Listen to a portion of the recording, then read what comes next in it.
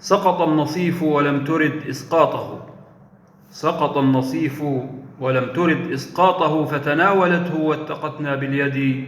نظرت إليك بحاجة لم تقضها، نظر العليل إلى وجوه العود، أو نظر السقيم إلى وجوه العود. أصدقائي الأعزاء، السلام عليكم ورحمة الله وبركاته. اللقاء الثالث اللي بنتكلم فيه عن علم العروض وعلم القافية، إذا ربنا أمد في العمر يعني نتكلم عنه إن شاء الله. وده يعني بداية المدخل للكلام عن علم القافية، البيتين اللي احنا قلناهم دول من قصيدة النابغة الذوبياني. النابغة الذوبياني كان بيحكم بين الشعراء في العصر الجاهلي. عارفين احنا أسواق الشعر في العصر الجاهلي، كان سوق عكاظ في الحجاز وسوق المربد في العراق والحاجات اللي حضراتكم عارفينها دي. فكان النابغة بينصب ليه قبة خضراء ويحكم بين الشعراء. تخيل النابغة قاعد كده على فرشه الوثير، ومن هنا قاعد الوليد وابو لهب وابو سفيان وسادة قريش بقى يعني قاعدين مع لجنة التحكيم. تخيل، مش بالضرورة يكون الناس دي كانت بتقعد مع النابغة يعني أو في عصره يعني. المهم يعني هو النابغة قاعد يعني هو القائد بتاع المكان ده، هو المدير اللي بيدير حركة الخيمة دي، القبة الخضراء، بيحكم بين الشعراء. تخيل ان النابغة بيسأل الغلام بتاعه يعني الخادم اللي قاعد على باب الخيمة: يا مرجان ولا يا فلان، في حد برا تاني في الشعراء؟ يقول له: يا أخي الخنساء من الصبح عم تولول.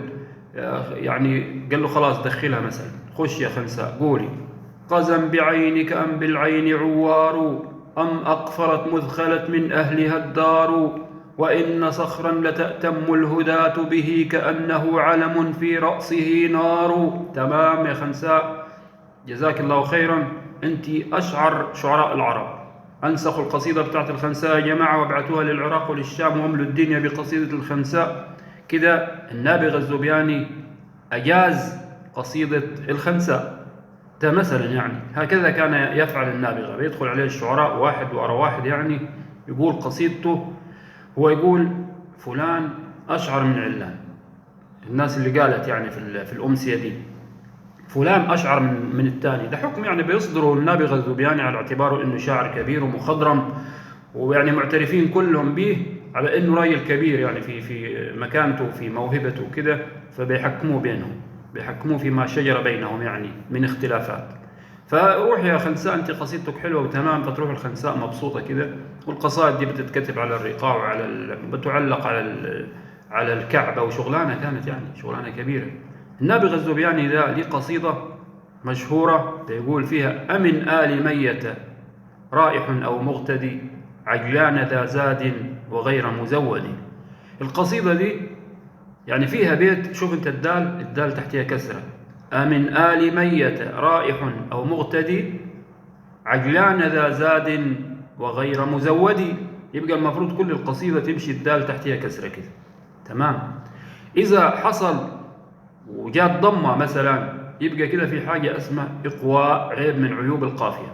احنا كده يعني ايه يعني يعني اهو بنجنح ناحية علم القافية كده في اللقاء السريع ده.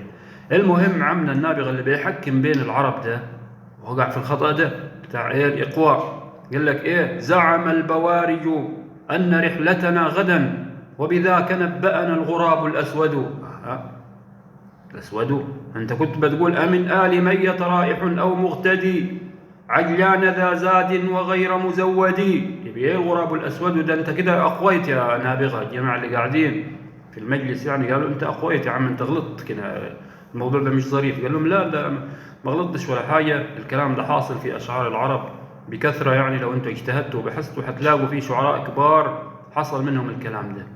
ليه حصل منهم؟ لأنهم بيعتبروا القصيدة في العصر الجاهلي القصيدة مش ذات وحدة موضوعية واحدة، القصيدة متعددة المواضيع، علشان كده ملهاش عنوان. يعني يحطوا له عنوان إيه إذا كان بيتكلم عن الغزل والهجاء والرثاء والفخر والمش عارف إيه، كل الأغراض بتاعت الشعر بتتناولها المعلقة أو القصيدة في العصر الجاهلي. علشان كده كانوا بيحتاروا يحطوا له عنوان إيه، وخدوها من قصيرة وما حطولهاش عنوان خالص. كمان أغراض القصيدة المختلفة دي خلتك يعني إيه تؤمن بوحدة البيت، الوحدة الموضوعية للبيت في حد ذاته، يعني كأنه قصيدة مستقلة. علشان كده كان بيجوز عندهم حتة الإقواء دي على اعتبار أن البيت وحدة يعني مستقلة موضوعية مش محتاجة لباقي الأبيات. من هذا المنطلق ممكن أنت تتجاوز عن الخطأ اللي عمله النابغة ده. لكن هو عيب من عيوب القافية، عيب من عيوب القافية. والقافية كده سريعا احنا يعني بنقول على حرف الروي اللي هو آخر الدال اللي تحتها كسرة بتاعت النابغة دي مثلا، ده حرف الروي اسمه، احنا بنقول عليه القافية مجازا. لكن القافية يعني حروفها أكتر من كده. إيه هي القافية؟ القافية بيقول لك آخر ساكنين في بيت الشعر، والمتحرك اللي بين الساكنين والمتحرك اللي قبليهم. تخيل أنت جاي من ناحية الشمال كده، هات بيت الشعر من الشمال من آخره يعني زي الإنجليزي، آخر ساكن، وابحث عن الساكن اللي قبله وأكيد الساكنين دول يعني دائما ما بيلتقوش الساكنين يعني، لكن ممكن يلتقوا برضو على فكرة في الشعر، غالبا ما بيلتقوش في متحرك بينهم. خدوا برضو ده تبع حروف القافية، والساكن ده اللي من الناحية دي وانت ماشي على اليمين عايزين برضو المتحرك اللي قبله، يبقى حروف القافية آخر ساكنين وما بينهما والمتحرك اللي قبل الساكن اللي من الناحية دي اللي على اليمين، دي حروف القافية. الأخير ده اسمه حرف الروي. حرف الروي المفروض حركته تبقى واحدة في القصيدة كلها. انت الدال بتاعتك يعني مكسورة كده بقى تمشي بيها كده، تحتها كسرة يعني قصدي مش مكسورة، تمشي بالقصيدة إلى آخرها. لكن أنت نابغة الزبياني الكبران اللي بتحكم بين الناس وتوقع لي في الغلطة دي، يا أخويا ما ينفعش. قال لهم لا ده وارد في القصائد. قالوا لا، تعال يا جارية اللي بتغني كده غني لنا الكلمتين اللي قالهم النابغة. فالجارية لما غنت النابغة نفسه لاحظ إنه والله كده ما يجوز، يعني المفروض كانت تبقى يعني إيه حرف الروي على حركة واحدة كده، كله كده تحتيه كسرة كله تحتيه كسرة، مضموم يبقى مضموم. فعرف النابغة انه اخطأ فقال ايه انتهت والقناع يا جماعة، يعني حتحيرني انا النابغة اني اضبط البيت ده؟ لا مش هتحيرني. قال زعم البواري ان رحلتنا غدا وبذاك تنباء الغراب الاسود. خلاص اتحلت كده بقت ايه.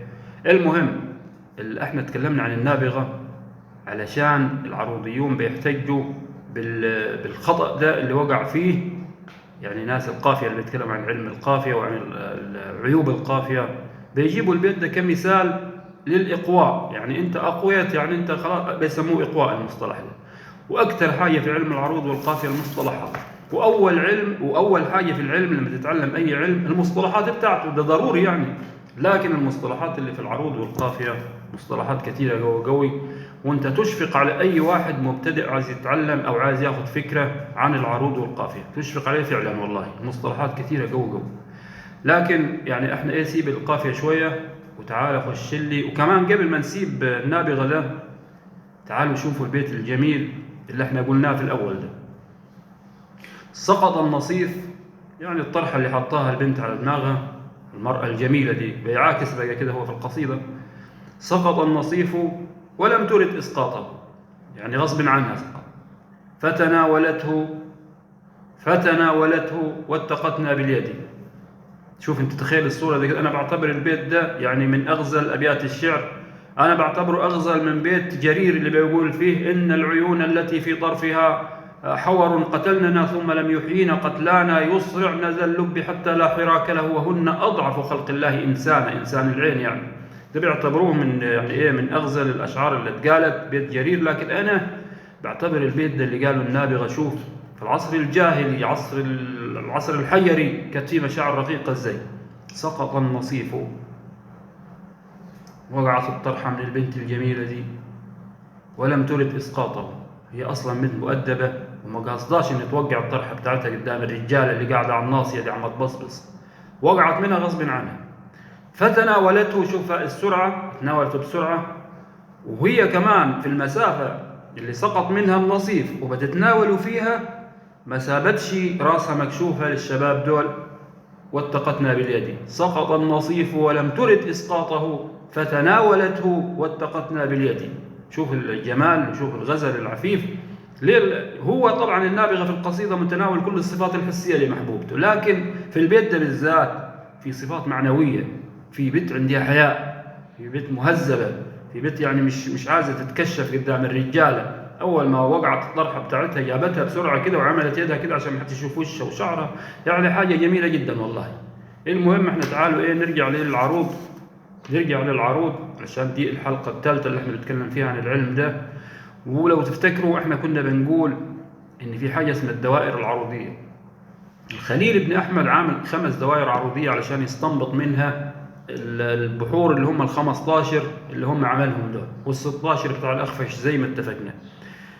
يعني الدوائر العروضية بتقول لك إن الخليل مش عالم في الموسيقى وبس، ده عالم في الرياضيات كمان.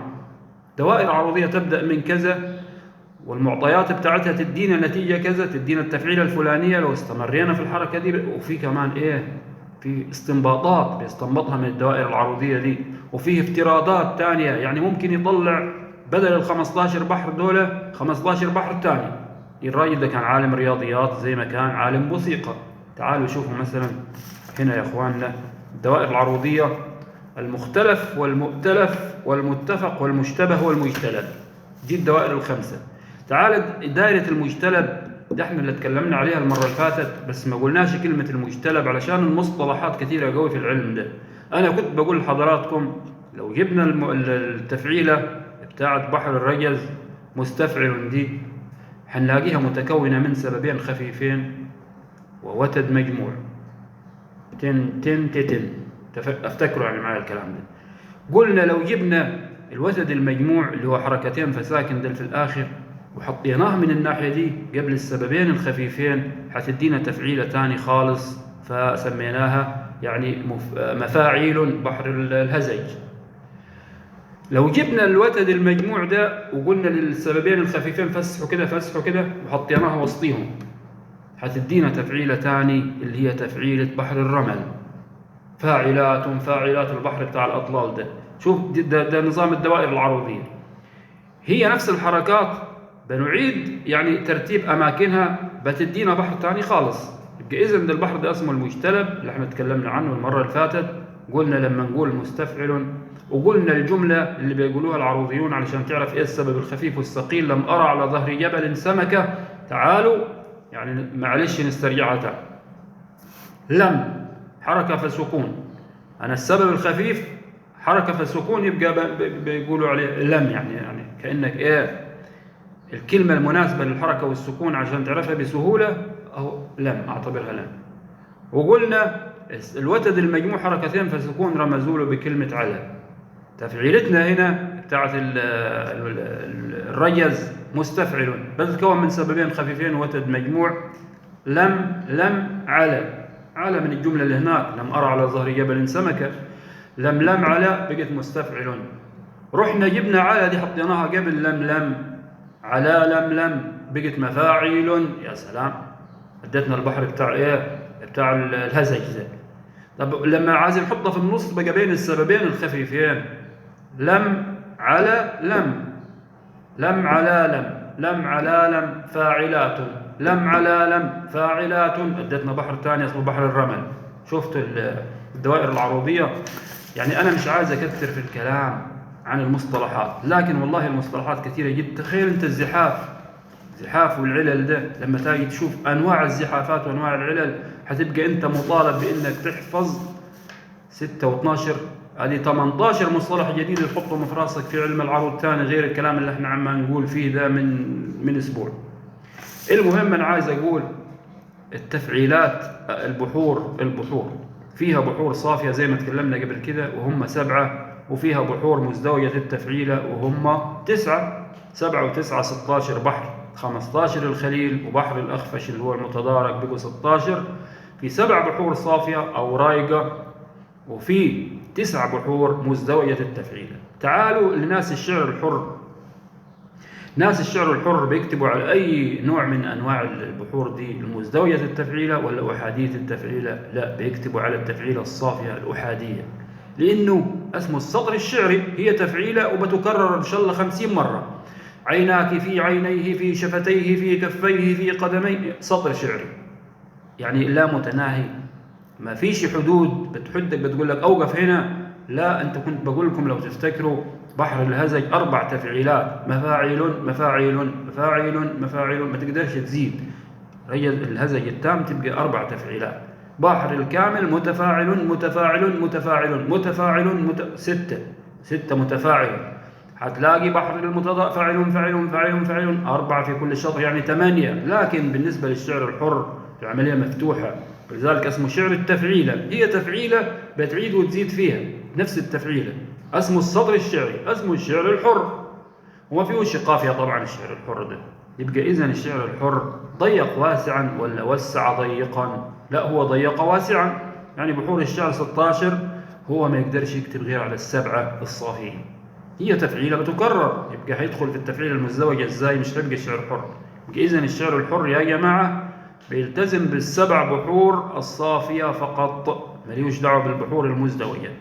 تمام؟ أنا مش عايز أطول أكثر من كده، لكن يعني إن شاء الله يعني الكلمتين دول يبقى فيهم الفائدة، وإن شاء الله نلتقي تاني على خير إذا ربنا أحيانا يعني، ونتكلم عن يعني شوية عن العروض وشوية عن علم القافية. جزاكم الله خيرا، والسلام عليكم ورحمة الله وبركاته.